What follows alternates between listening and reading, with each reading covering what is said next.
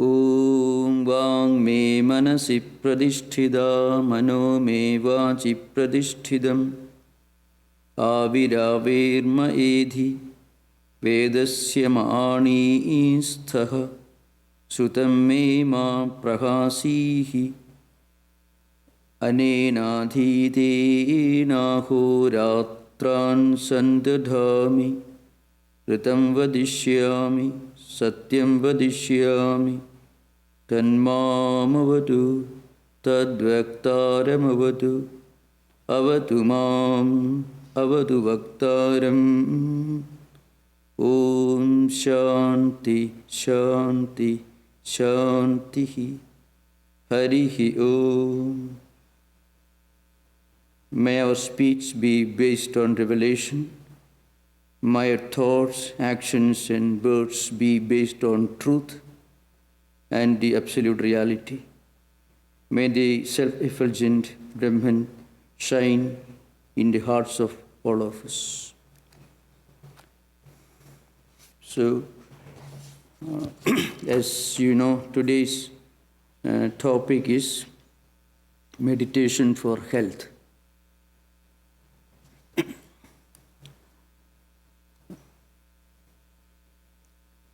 This is a totally new concept, using meditation for health. By health, we mean physical and psychological health. Many questions are raised these days in different media, whether meditation can be an effective remedy, solution to physical ailments or psychological ailments. Well, at the very beginning, I want to find out one very important aspect about what we now call meditation. The word meditation is traditionally an English translation of the word which originally in Sanskrit is called dhyanam, or in Chan or Zen, and different words are used in different other language traditions. So what we call meditation is at least what we ought to mean traditionally is dhyanam, or maybe a better translation would be contemplation. But what now passes for meditation as a practice is not actually contemplation. It is a combination of the two earlier stages that take you towards the final stage of meditation, followed by samadhi, etc. So the first stage, as I mentioned, two stages, that is pratyahara and dharana. These are two stages. So yama, niyama, asana, pranayama, pratyahara. So pratyahara is the fifth, and dharana is the sixth, and dhyana is seventh, and samadhi is eighth. So what we now call meditation is perhaps to be better designated as concentration, really speaking. It is concentration that we wrongly call meditation today. It doesn't mean that's wrong, when in modern times, in different traditions, when you approach a subject, there will be always some problem, disconnect or inaccuracy by translating a very well-known technical word from one spiritual tradition into another language which belongs to another spiritual tradition. So, pratyahara actually means withdrawing our mind from all external objects by trying to focus the senses towards a counter focus. This is what is called pratyahara. See, normally, mind or mental energies get distracted. They flow out through 5 channels which are 5 senses of perception. The eyes, the ears, the vision of sight, the vision of hearing, the nostrils, the vision of smell, the vision of taste, the tongue, and of course the sense of touch. So sense of seeing, sense of hearing, sense of smell, sense of taste, and sense of touch. These are the 5 senses. The mind is being dragged towards various objects. When mind flows or approaches a visual object, it uses the eyes. When it flows towards an object which produces a noise, it uses the sense of hearing, and so on. Now, when you cannot really ask the mind, no, don't go there, then mind will go exactly there. So there is no question of asking the mind to withdraw from something. But what do, you present a counter focus to your mind, which becomes an alternative focus point for the senses and eventually the mind to concentrate on. So, strictly speaking, in Vedanta and Yoga tradition, controlling the mind, Dhamma, all these terms are used.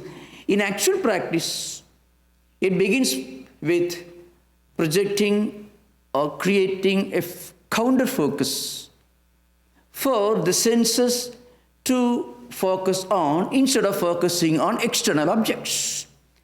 And when the senses are directed towards a kind of inner focus, then they are withdrawn from external objects. And then we feel peace of mind. Because whenever there is this dissipation of mental energy, it manifests in the form of conflicts. Whenever energies get conserved and oriented towards one direction, you experience peace. So friction or conflicts, they are different ways of explaining this interesting phenomenon. That is, different multiple objects towards which the senses drag the mind, create conflict because the intra-conflicting process that is going on when you try to put together at the same time in your mind a visual object and again an object that you think of in terms of hearing, because when you listen to a sound coming from the street, your mind is dragged to that car which produces the noise, though you don't see that. And then you'll be seeing something else. And also you may be tasting something. So when multiple objects converge together, they create fiction. On the other hand, when the senses stop flowing towards these multiple objects, by projecting a counter focus in your mental system, then you feel peace of mind. So that the first step is pratyahara. This particular technique is called pratyahara in yoga tradition. There is no other alternative for this. You cannot take your mind or senses away from something by forcing your senses into another direction, but rather by projecting before the senses and mind a counter focus, an alternate focus point. And as I mentioned earlier, this is a very interesting, what we call internal conflict is nothing but the friction created by multiple visual audio objects which crowd together in the mental system. Before going further, I shall try to explain to you what is called mental system in yoga and Vedanta tradition. So the word used is chittam. Chittam is a repository of accumulated tendencies, impressions, and vasanas.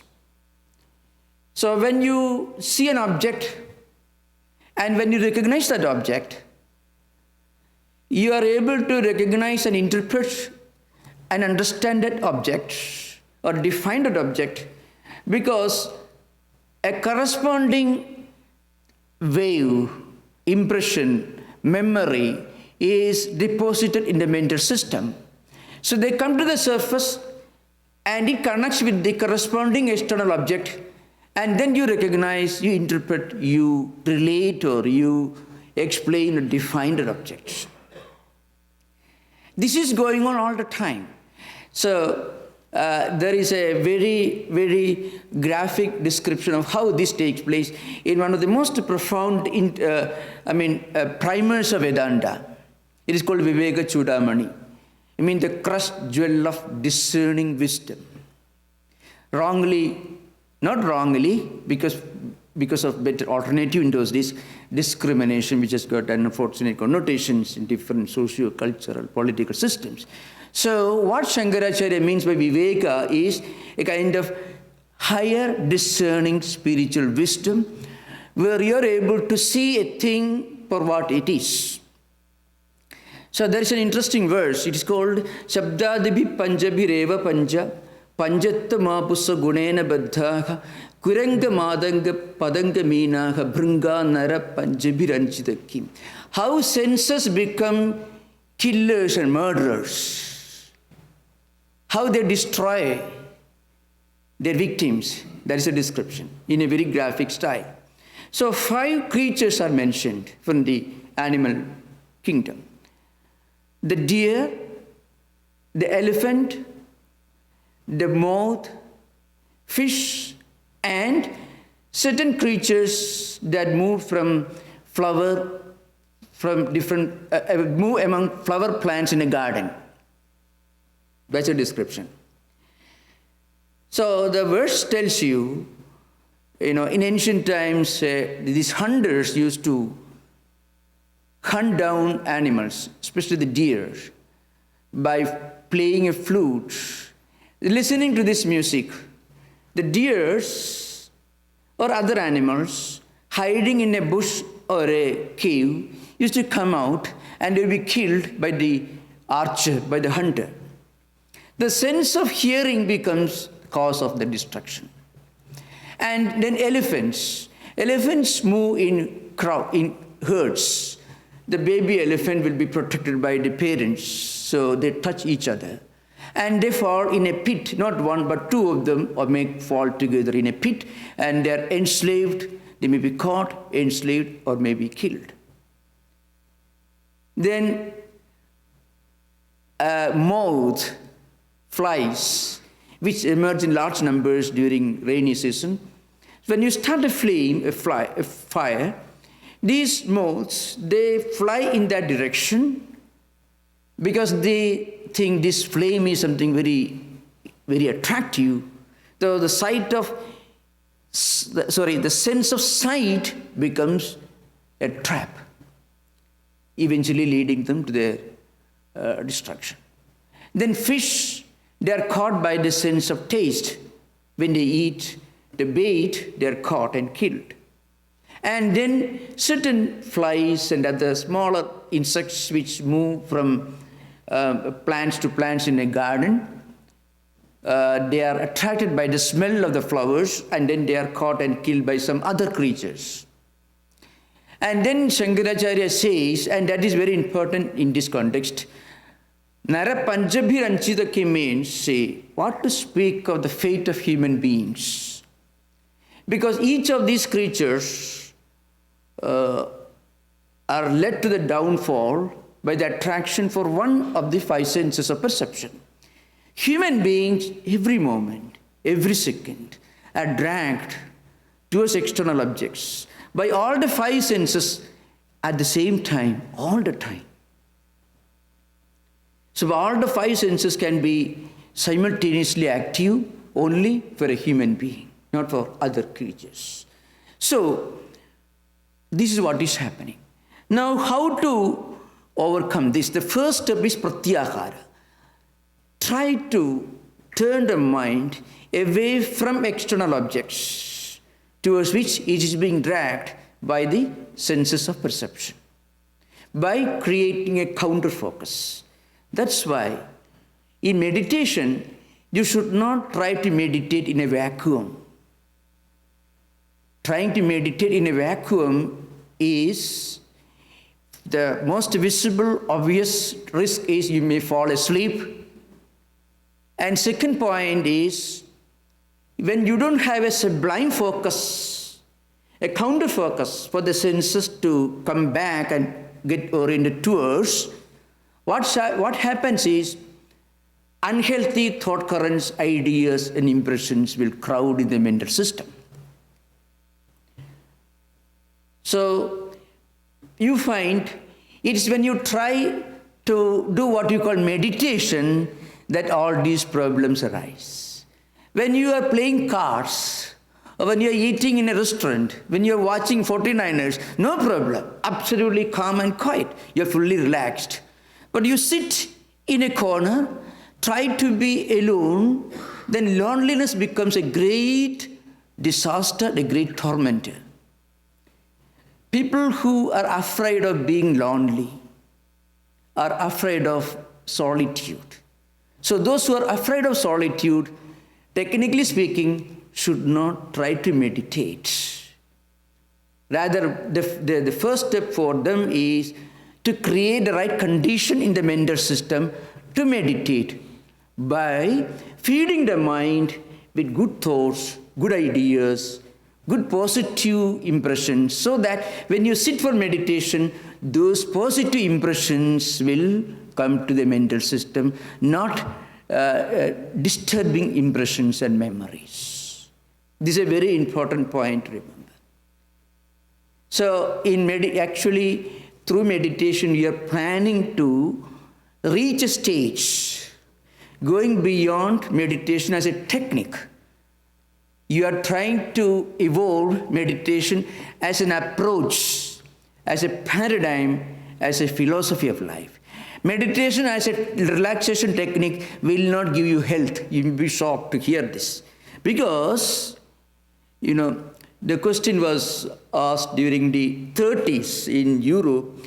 Carl Jung, who had quarreled with Freudian psychologists and even, he broke out with the traditional Freudian psychological schools.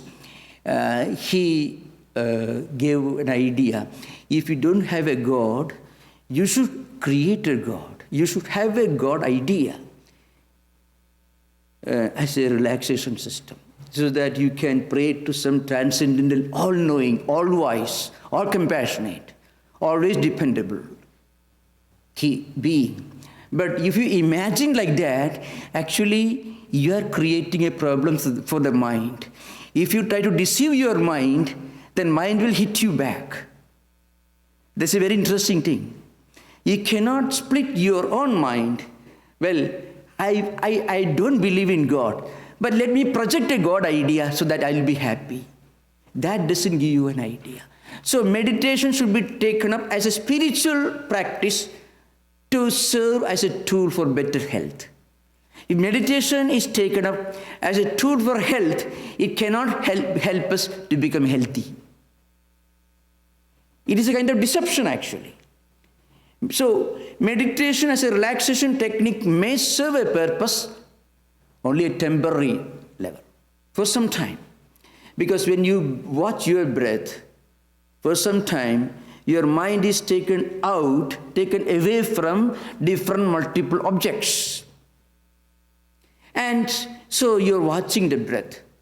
So that means for some time, you're able to conserve, you direct your energy, mental energy in one direction. That creates a kind of inner tranquility and peace, but it is short-lived. It works for some time. So relaxation as a beginning, but meditation should take us to a philosophy of life where we should be able to transcend mind. where you should be able to watch your own mind, where you should look upon yourself as an observer, as a non-participating witness of your own mind. If you can watch your own anxiety, if you can watch your own anger, then there is no more anger. So you are detaching yourself from anger, or you are detaching yourself from unhappiness. So when unhappiness becomes an object and you the witness, the subject, then there is no unhappiness. When you identify yourself with unhappiness, then you are one big unhappiness being, and we think that unhappiness is our monopoly, so we suffer. So people often suffer because they think misery is their monopoly. They are the only one who suffers in the world. Buddha taught this, he asked the disciple who complained about some problem, you go and find out one house where nobody has died, nobody has suffered, nobody had any problem. And this disciple could not find one house, one individual who did not have to face any problem. And he came back, so he found out this suffering was not his special privilege, not his monopoly. It is common to all. So what happens is, when we detach ourselves from this identification, rather when we non-identify, when we dissociate, when we de-link ourselves from our own emotions and feelings, when you are able to look upon our own emotions as a non-participating witness, then anger is not an anger, not anger. Unhappiness is not unhappiness. For that, we have to interpret ourselves as something more than the body. If we interpret ourselves as the body, then the slightest physical health problem will be a big dilemma and disaster. If we interpret ourselves as the mind, the slightest psychological disturbance, unhappiness, agony, disappointment, some near ones going away or passing away, any of these things will be a great disaster. So that's why, in order to enjoy perfect physical health, we must transcend the physical body mechanism. In order to enjoy perfect psychological mental health, we must identify ourselves as something higher than mind. So perfect, permanent psychological health is possible only when you focus on the spiritual, because that goes beyond mind. There are many examples. People who had terrible physical handicaps, very serious problems. Many people won't be able to live even. They are able to live happy life. They make great contributions to science, technology, art, literature, music, so on. Mysticism. Stephen Hawking, there is no greater example, at least known to Western world. Because consciously or unconsciously, he may have interpreted himself as something other than this physical body. As a physical being, there was nothing glorious about him. But there was something so glorious about him that the whole world praises him. Why? Because he could ascend himself, go beyond his physical identification. So he made a great contribution to futurology, scientific futurology, different areas of disciplines. But that also is not the end. If we interpret ourselves as the mind and the intellect, that's also a big problem, because mind is always subject to changes. It becomes happy now, unhappy next moment. So, is there something that helps us to go beyond mind? Not by removing all possible unhappy events. It's never going to happen. So, I mentioned this on many occasions. Countries which have reached the highest level of prosperity, happiness, even post-retirement benefits, People are terribly afraid of loneliness, boredom. Everything is going on fine for you. Trains run on time, planes fly on time, healthcare, Medicare, insurance, employment, everything fine. Then life becomes such a terrible boredom actually. I'm so happy, this happiness becomes a big boredom. And there is no remedy for that kind of problem, mind you. It's called problems of abundance. So if we can imagine, instead of eating food, suppose we can take one small capsule instead of preparing these odd meals, all those things, One small capsule one day morning you take, and no breakfast, no lunch, no coffee, no tea. What a terrible life it will be. We won't be better than a machine. No challenge, nothing to strive for, nothing to work for, nothing to aim at. Life will be much more unbearable than the tragedies faced by the most poverty-stricken people in the sub-Saharan countries. It's happening. I recently read a long article on the plight of retirement homes in Japan, where you are looked after from cradle to grave. You don't have to bother about anything. So recently, Japanese Railway Ministry issued an apology because the trains ran 18 minutes late. 18 seconds. I'm sorry. Trains got 18 seconds late, and the government issues an apology. In India, you find 10 o'clock trains come on time. It's the train that should have come 24 hours earlier. It's yesterday's train coming today. See the other side of it. So this should not be taken literally, but it shows where it's. And if you go to these countries, people who have no food, they know the trains are not going to run on time, but very happy. You find that.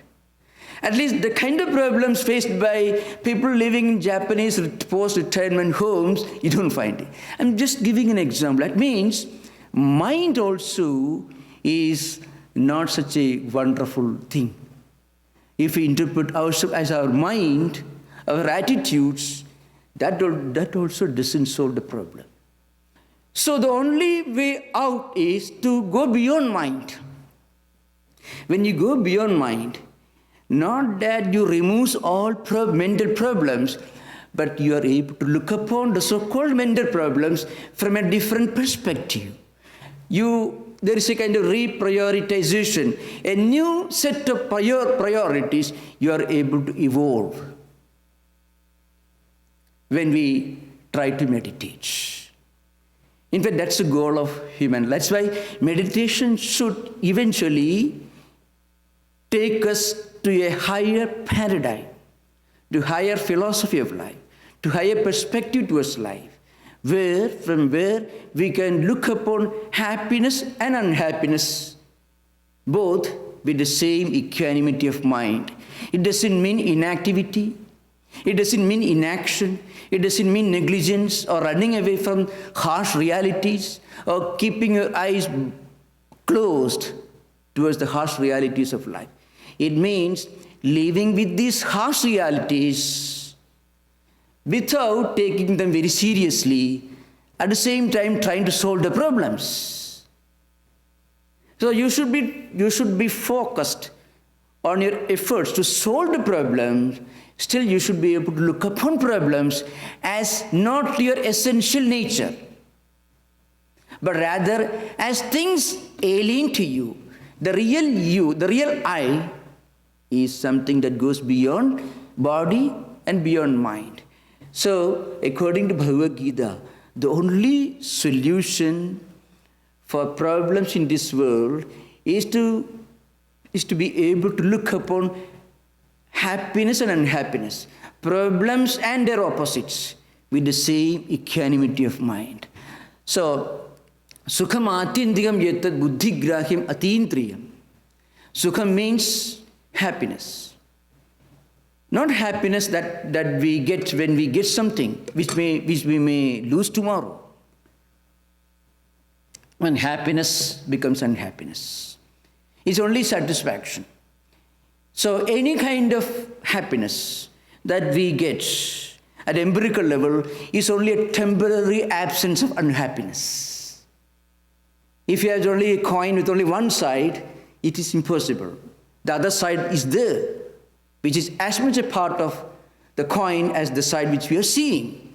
So so-called unhappiness and unhappiness at empirical planes are inevitable. So we should transcend both. We should go beyond both by going beyond mind, and that is the goal of meditation. When we develop this perspective, then that's a permanent solution to the world. The most dramatic example I can present before you, there is no greater example that I can think of. You know, this old temple in San Francisco, this Swami Tattwamayananda.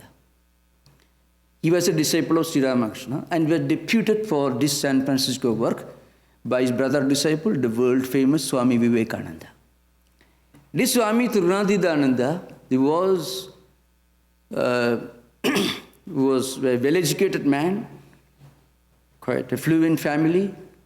And just before coming here, you know what he was doing?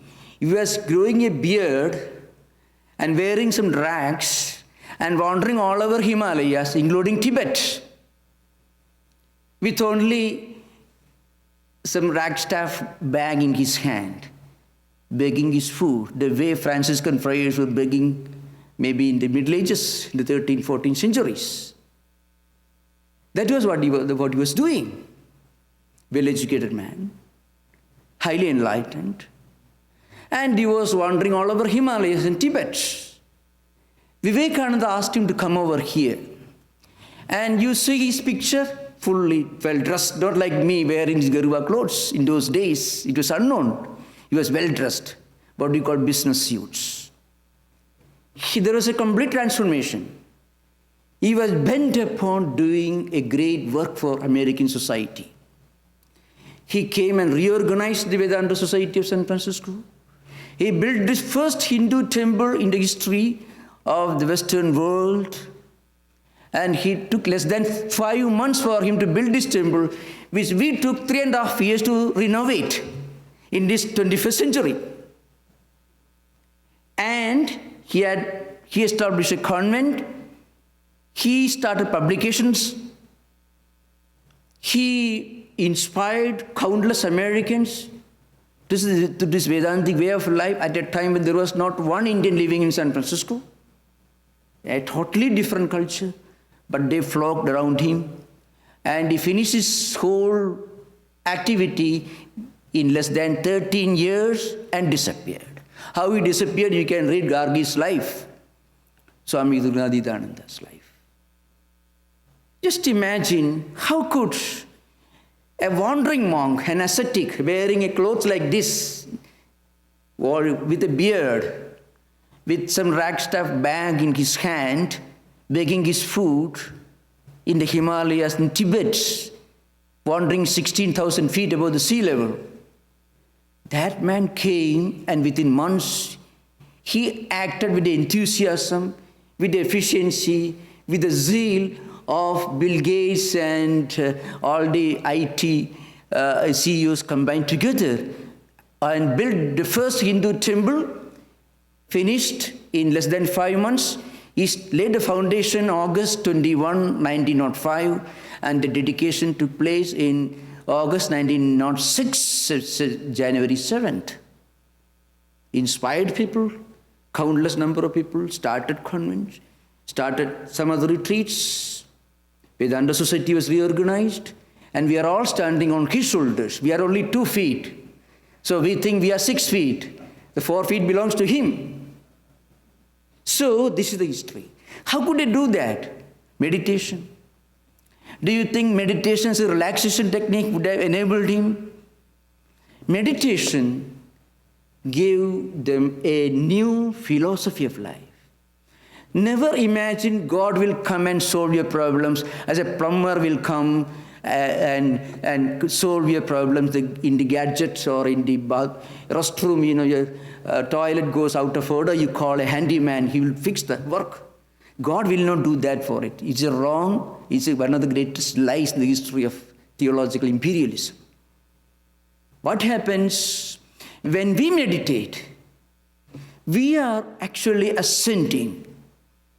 We are trying to connect ourselves with this great spiritual power that is all-pervading, that is present in all of us, and we are trying to reawaken the spirit. And when that happens, you are able to look upon the so-called physical ill health and physical health with the same perspective. You are very healthy when your body doesn't complain. You are psychologically very healthy when your mind doesn't remind of its own existence. See, when you feel stomach pain or headache, body is telling you, I'm here. When you're perfectly healthy, you can forget about the body.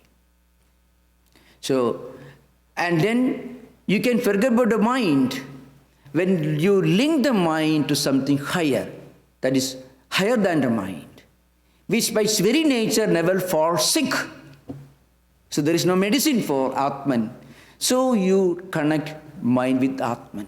So this is only a kind of introduction which I want to, we can enter the subject now. Now, I shall perhaps, I can begin by giving the traditional interpretation of a person or a definition of a person who is both physically and mentally healthy in one of the ancient Ayurvedic textbooks called Susruta Sutras. Samadosha samadhischa samadhatu malakriyaha prasanna atmendriya manaha swastha iti abhidhiyate. Swastha means healthy, the one who is healthy. Swasthya means health. Who is a physically and mentally healthy person? The simple definition is prasanna atmendriya manaha, one whose body, senses, mind and Atman is always in a state of tranquility and peace, proper functioning. Now, as we know very well, body can never be perfect in the sense in which the word perfection is used in the dictionary.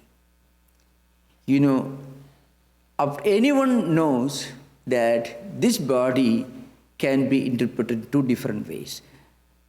One is a glorious instrument in your hands.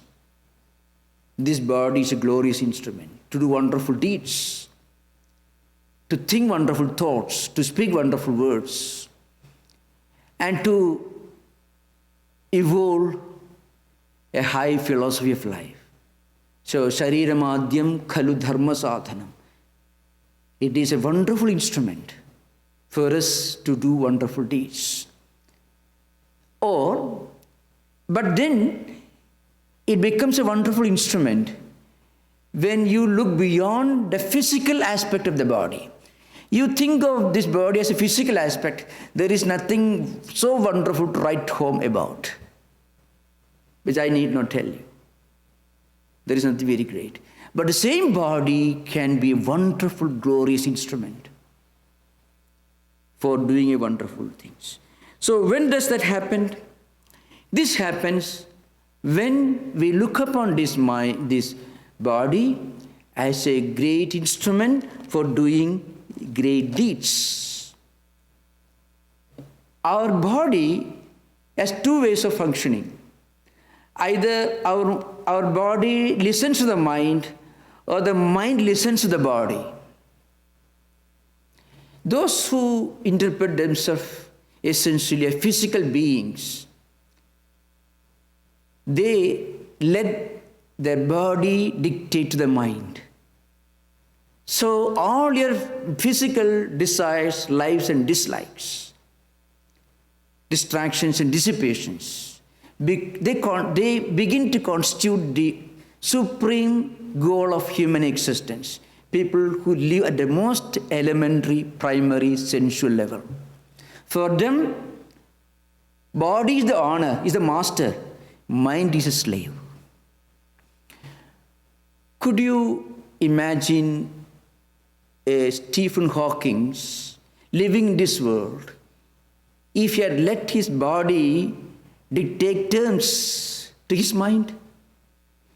He evolved a mental system, a perspective of life, where his body became the slave, the servant. It took dictations from mind.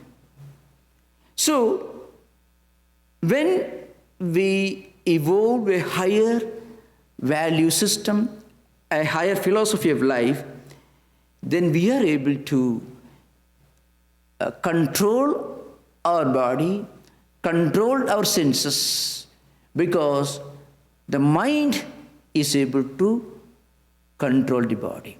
So in the Tattwamayananda, there is an interesting imagery where life is portrayed as a journey on a chariot.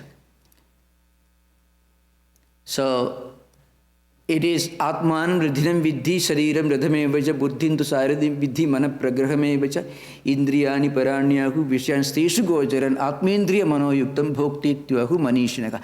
So I just quoted 2 verses, I translate into English. It means this: you are on a journey. You are riding a chariot. And you need a charioteer. And you need horses, you need roads, and you need reins for the driver of the chariot to control the horses. You are the traveler. And you need a very dependable, a very wise driver, charioteer. He should have steady hands. And he should have steady reins in his hands with which he controls the horses. And there should be a very well-paved road. In this imagery, human life itself is journey. All the sense objects constitute the road. Your senses are horses. Mind, the reins. Intellect is the driver, the charioteer. Now, if the driver is intelligent and if he has steady hands with which he controls the horses with reins which are not broken, then horses become disciplined. They obey the instructions, the directions of the charioteer, and you reach your destination. But on the other hand, if the horses are not well controlled, if the charioteer takes instructions from the horses, it's just like our mind taking instruction from our senses. The horses may like to take you around a precipice and you'll end up in maybe Kaiser Permanente, ICU. But on the other hand, if the driver is steady and his mind is steady again, then the reins will be steady in his hands and then they will be able to control the horses. So mind should be able to control the horses, the senses. Intellect should be able to control the mind. Intellect and mind also not always dependable. As I gave the example, there are people who are highly intelligent, very learned, but totally eccentric. Their mind is their greatest problem. People who are very successful in business, extremely efficient, their mind becomes the greatest problem. Meditation helps you to enable your mind to control the horses, to enable your mind to control the senses. And then the mind is not a tormentor. Mind is your friend. Mind becomes a great friend.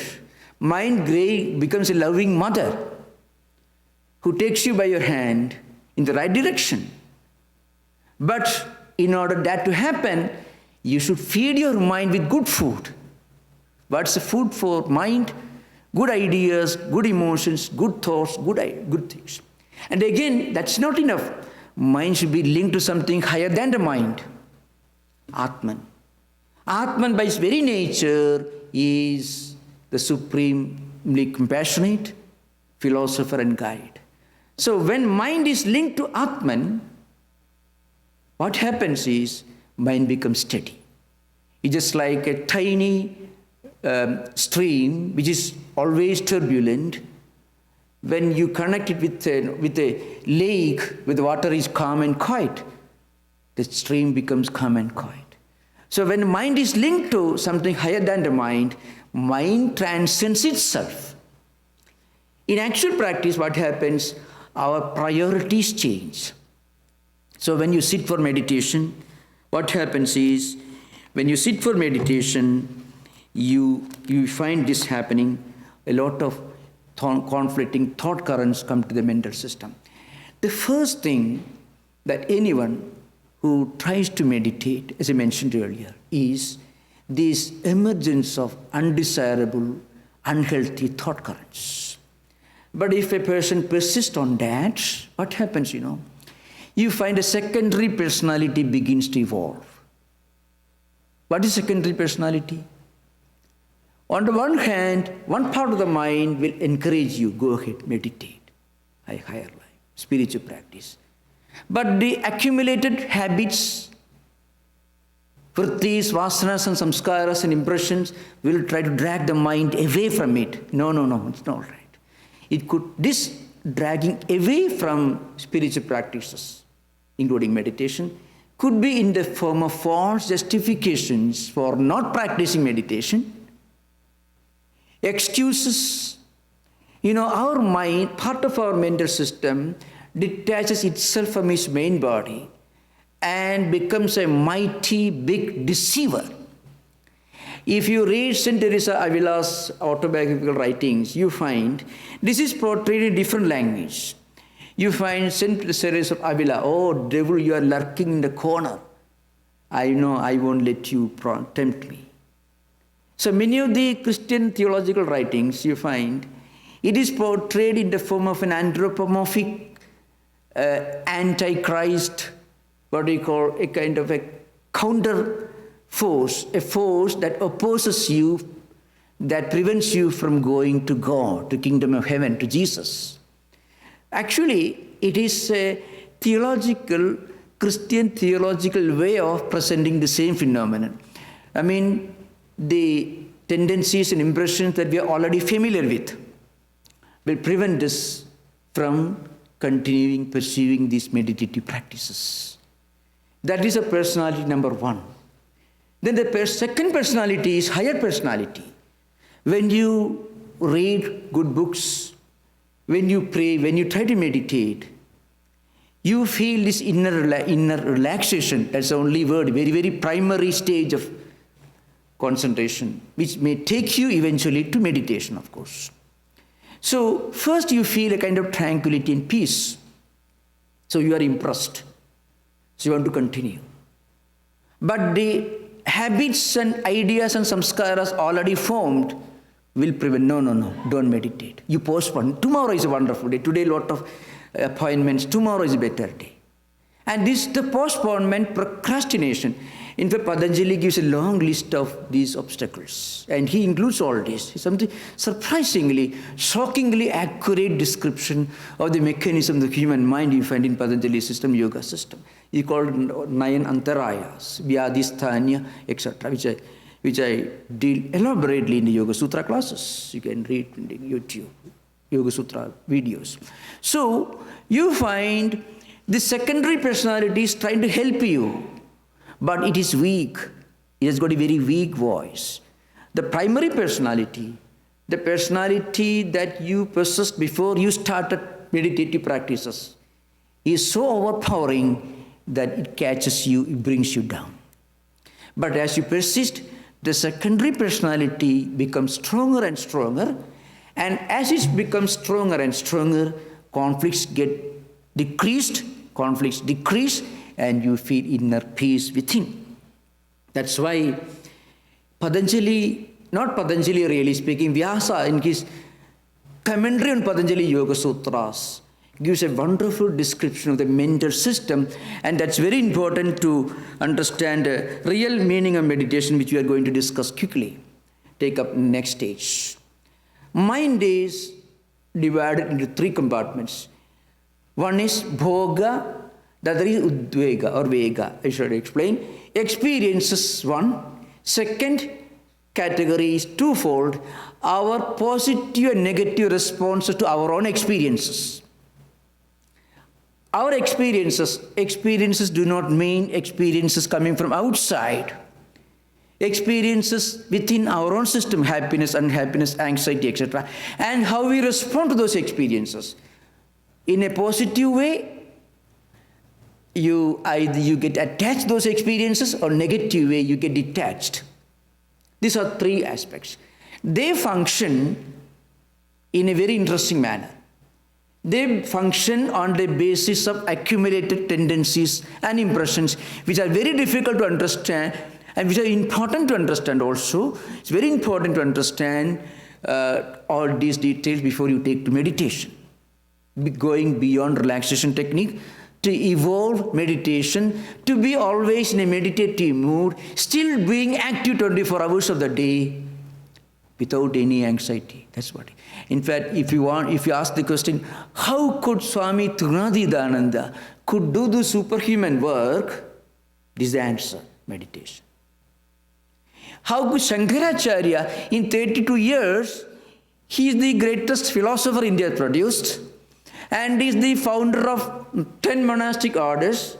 He established 140 temples all over India, formed 4 great monasteries in all the 4 corners of India, wrote the most profound philosophical works in Sanskrit language, wrote the most exquisite poetry in Sanskrit language, and established Vedanta, interpreted the Vedas, Gita, Upanishad, everything within 32 years and went away. And traveled all over Indian subcontinent. Today's Afghanistan, Burma and Pakistan involved 4 times. Went all the way to Badrinath and came back. Today if you take a plane and go, you'll be exhausted. And this man traveled, Kaladi was the name where he was born. The word in the vernacular means the foot. And he was walking actually. Now, how could he do that? How did Vivekananda could do so much? His Chicago address was delivered in 1893 and he passed away in 1902. About Chicago address, how could he deliver the Chicago address?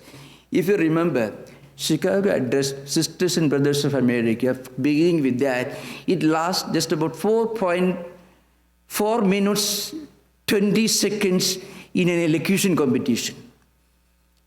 Vivekananda lecture must have lasted perhaps about 10 minutes. He never thought what he was going to speak before he stood up on his feet to utter the words Sisters and Brothers of America. He never thought. And that speech was the beginning of a new era. Today we are standing discussing Vedanta because he stood and delivered that speech for 10 minutes. And he never thought for a moment what he was going to speak.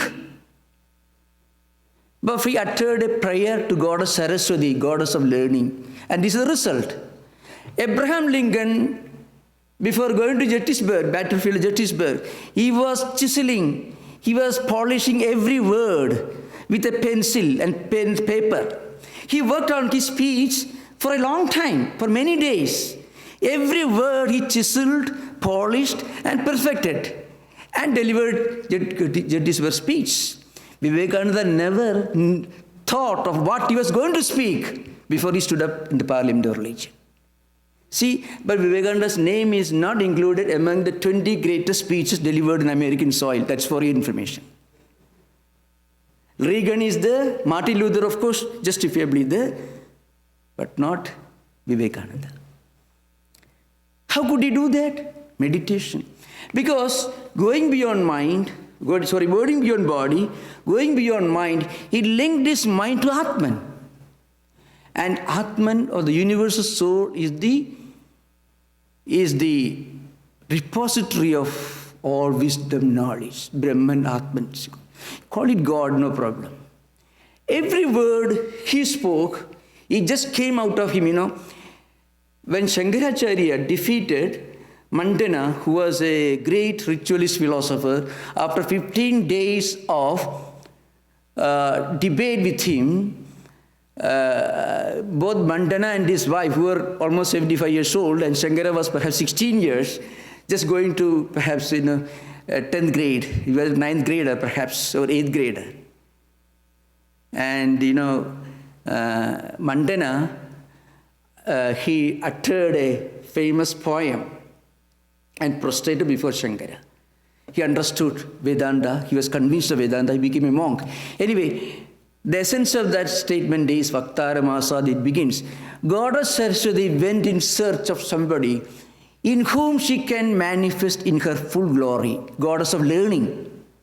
Goddess of learning, goddess of wisdom, went and searched in the clouds, in the sky, the ocean, mountains, valleys, everywhere. Did not find anybody in whom she can manifest in her full glory, and came to Shankaracharya and manifested in him. That is Mandana. This is what happened to Vivekananda. Why?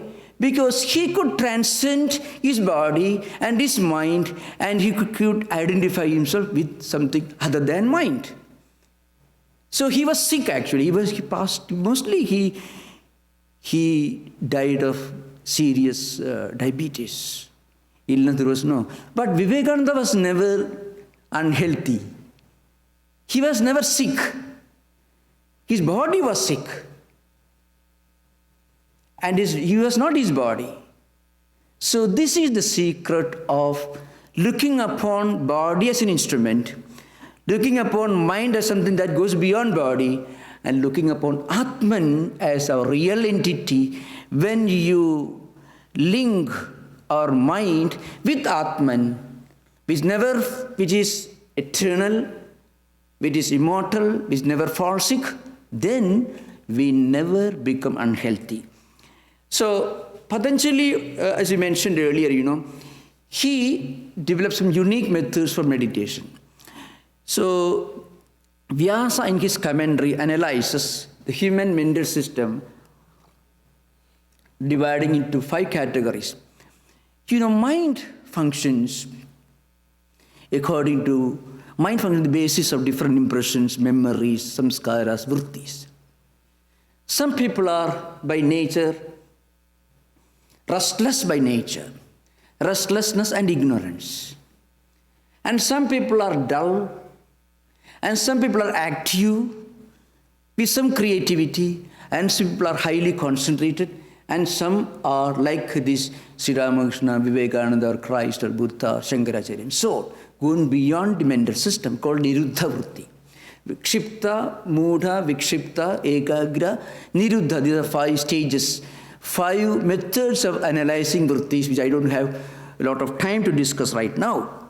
When this happens, our own interpretation of what we are evolves. Our ego begins an ascent. And as our ego begins this ascent, what happens is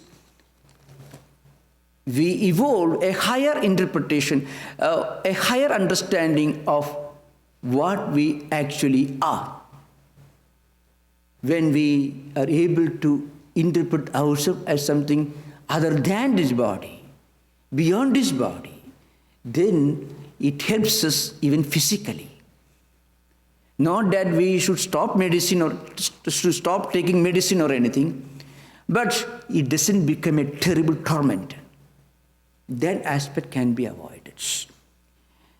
And that is actually possible through meditation. Of course, the beginning, one may take upon it, one may approach it as a relaxation technique. But relaxation technique is only the beginning of meditation. Now, there are a few very interesting aspects which perhaps may be crucial to those who practice meditation. In the Gita, Lord Krishna gives some very practical hints. There is a famous verse in the 13th chapter, the 6th chapter, 13th verse of 6th chapter, Samankaya shirogrivam dharayan achalam sthiraha samprekshan asiragram sum disischa anavalokayat. So I need not worry about the verses which we are not familiar, but those who are interested can remember 6th chapter, 13th verse.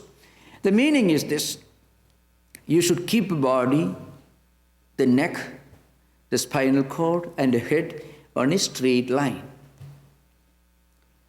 and one should look straight, should not be looking sideways. But you should remember, this should not be done as a great tedious effort, and that is very important, because I have come across, I won't mention names, but I have come across very many meditators, or they call themselves meditators, very healthy, and I've seen them sitting here. They won't sit on the chair, they will sit on this carpet, and with a grim expression on their face, we are meditating, and our muscles, held up. This very opposite of meditation. This is what exactly Lord Krishna is asking you not to do. So, that's Patanjali's sutra gives, it is sthira sukham asanam, sthiryam and saukhyam. You should be able to sit for a long time, but you should not feel any effort. If a person assumes a posture with great effort, it may be all right as a gymnastics, but not for meditation.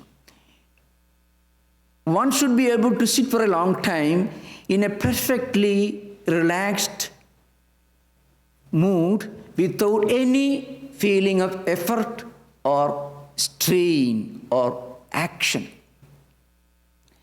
So when Lord Krishna says you should sit straight, one may ask this question, say, if you go to Western countries, especially in communities, talk about this, in places where they have not yet started practicing Hatha Yoga, physical postures, it will be terrible.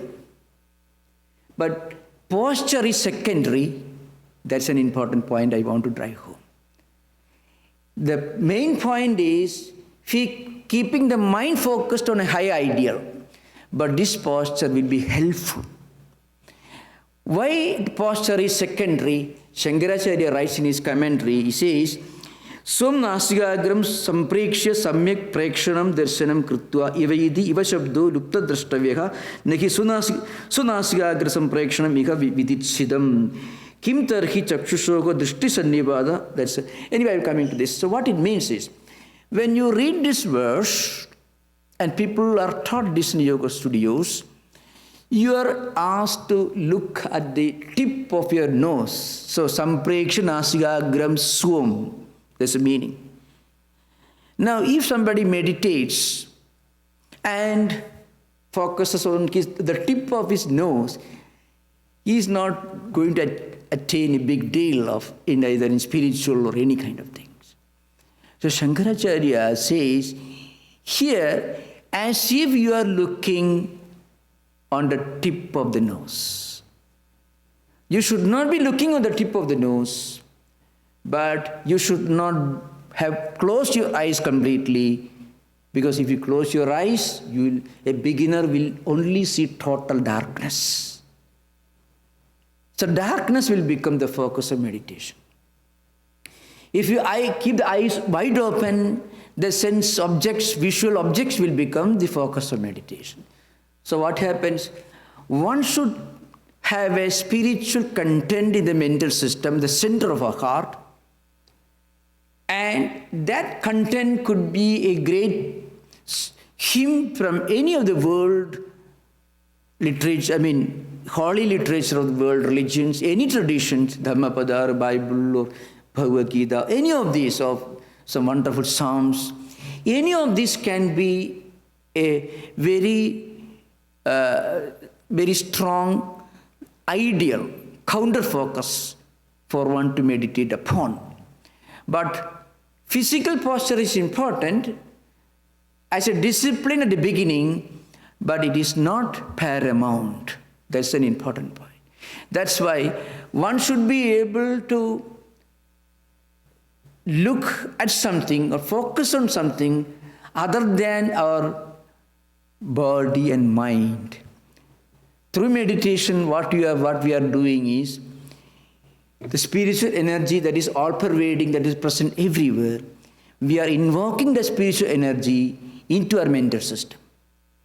we are welcoming the manifestation of the all-pervading spiritual energy into our own mental system, pleading or requesting it to manifest in the center of your heart. Just as you request an honorable guest to come and sit on a throne or a chair that you have made ready for him in your home. Our heart is our home, and you are invoking this all-pervading spiritual energy to reside within your own heart, within your own mental system. So that's why it is important that there should be a spiritual content for this meditative posture. How do we keep ourselves in a spiritual or in a meditative mood? Meditation should begin as a practice, as a discipline in the morning and evening, but gradually that meditation should become a meditative mood. So when meditation evolves and goes higher and higher and becomes a meditative mood, then slowly we are able to interpret ourselves as something other than this body and other than this mind, something that goes beyond the psychophysical mechanism. When that is reached, then the secondary personality takes over. That's what I'm leading to. I mentioned you should remember the secondary personality. This is experienced by anyone. Suppose you go to Berkeley University Library and read a wonderful book. It's a very wonderful book. I should read it again. So you read it 1 hour, you are ready to come back. Next day, but that book is not a book on business management. It's not directly linked to the utilitarian life. Then we may not feel any incentive to go and read it again unless we develop this secondary personality. The ability to do good things, great things, without thinking for a moment as to what utilitarian benefit is going to bring to us. That's the beginning of spiritual life, beginning of higher life. So at the beginning, as I mentioned, the secondary personality is weak. Its voice is barely audible. And not only that, our mental system develops a deceptive mechanism. You find this deceptive mechanism is not unique in Hindu meditative tradition. You find this deceptive mechanism referred to in many philokalia, in the Way of a Pilgrim, and in a very powerful language you find this referred to by Saint Teresa of Avila in her autobiographical writings. Of course, in Christian theological writings, mystical writings, there is always this illusion, the reference to some devil, Satan, or somebody lurking in a corner to pounce upon us. That's the only difference. But that is only another way of looking at interpreting this phenomenon. This primary personality that we already had before we started meditation begins to create inducements, temptations, that's used in Saint Teresa of Avila's literature, of course, and to prevent us, it's trying to prevent us from going ahead with the meditative practice. When this happens, it happens in the form of conflicts, internal conflicts. So, how do we face these conflicts? The only way to face these conflicts is to feed our mind, to generate more and more healthy spiritual vibrations so that the secondary personality becomes strong and proportionately the conflict decreases. How do we generate these impressions and vrittis and samskaras? By doing good actions, thinking good thoughts, speaking good words. It's not that you should be always, without feeling in your heart, you ask, how are you today? And not that kind of diplomatic or superficial demonstration of friendliness or anything. It can be counterproductive actually. If we deceive our mind, remember, mind will deceive you also. Split personality sometimes is traced to this phenomenon. People who suffer with problems of multiple personality, or what you call is split personality, in some cases, certain actions which they did, which they try to hide from themselves, as if it never happened, that actually became a source of split personality, which later develops into this highly serious problems of multiple personality, personality conflicts, obsession, and split personality. So, it should not be superficial diplomatic way of talking. What we must do, we must be able to do good deeds, to think good thoughts, speak good words, and generate more and more positive, spiritually helpful, healthy food for the mind. Just as healthy food for the body strengthens the body, healthy food for the mind strengthens the secondary personality, the personality that eventually should take over. That is a personality, is a creation of this meditative practice. And eventually what happens, as interest in spiritual life deepens, then the primary personality is gone. You become a different person. That's what we call the transformation. You find histories of great saints, St. Augustine, St. Francis of Assisi, well-known examples in this part of the world. There are innumerable examples in all traditions where great spiritual teachers were born as a result of this transformation. At the beginning, they faced these problems, the backward pulls of the primary personality. The accumulated tendencies, habits, and samskaras, trying to force them down, bring them down, preventing their inner journey forward. But as they develop more and more, this slow ascent happens, and then the secondary personality becomes strong, and we start progressing in spiritual life. And then, as I mentioned earlier, you are able to watch yourself. You are sitting in a gallery, and you are playing a drama. Sorry, you are not playing. You are witnessing a drama being played out on the stage. You are sitting relaxed on an easy chair in the gallery. A play is being played out, is going on the stage. You may cry and weep in a pity and horror in the Greek tragedies. You may feel, oh, what a terrible things happen on the stage, but then after coming out of the theater, that's no more there. So like that, you will be able to watch your own anger. We will be able to watch our own mind, our own problems. Once we reduce our own mind into an object that we also witness without participating in it, but the total awareness. So total awareness and total non-participation are the two characteristics of this witness attitude, which is eventually what happens when the secondary personality becomes strong and well established. In Sanskrit, you have to remember this witness meditation, all this Buddhist tradition, Buddha made a great contribution to the world, but originally it comes from Vedanta, it comes from the Upanishadic tradition. The word uses sakshi. Who is a sakshi? Sakshi is a witness. Who is a witness? Witness is a person who has seen an event taking place, but himself is not a participant. He did not take part in it. So you are not participating, but you are seeing, you are aware of it. So awareness and non-participation become a part of our own attitude when we develop this higher perspective.